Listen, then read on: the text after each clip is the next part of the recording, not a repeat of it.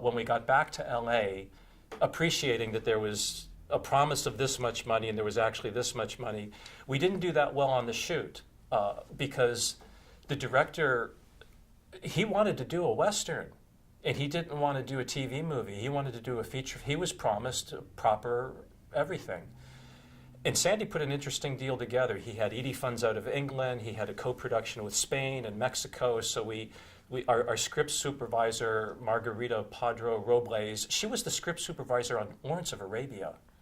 Our first assistant director, Cookie Lopez, really huge pictures, huge credit. We had a brilliant crew brought together under the smallest of budgets with these co-producing deals that only a Sandy Howard could conceive of.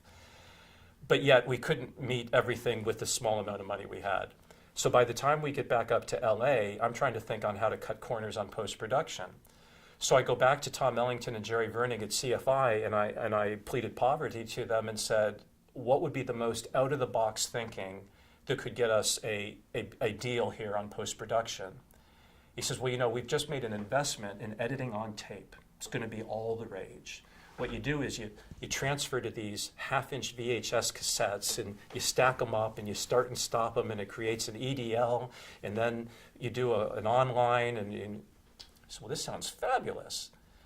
I said, we could probably run into a lot of problems with this. I don't want to be a guinea pig losing money. I think if we're going to be your guinea pig, we should be a selling tool to you and you should pay for the whole thing.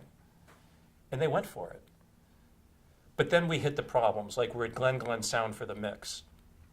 Now we've been cutting on screens this big on tape. Now we're on the mixing screen and it's 10 feet high and however 15 feet wide. And the first time you see the horses on screen and the horses' hooves, and you can actually see that they're out of sync. I mean, who'd have thought?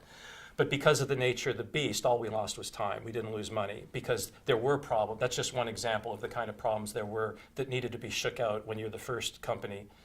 I don't know that we were the first film that edited on tape. I do know that we were the first film at CFI that edited on tape. I made a similar deal when I directed the movie Perfect Fit. I made an observation that on Super 16 film, the aspect ratio of the full frame is the same as the theatrical aspect ratio that's masked on 35 millimeter. It's the same. Well, you can save a lot of money if you're doing a little independent film if you shoot on Super 16 short ends instead of on 35 millimeter. And then my thinking was, if we go straight to the D5 Spirit and then online off of that, when it's done, we can then render a 35 millimeter print from D5. And I came up with that as a brainstorm. And I went to the people over at Photochem and I pitched the idea, and it was the first time anyone at the lab had heard that strategy. And they thought that that could be a very successful strategy, not only for my film, but as a marketing for future productions, because there was a big competition between Photochem and CFI when I was making Perfect Fit.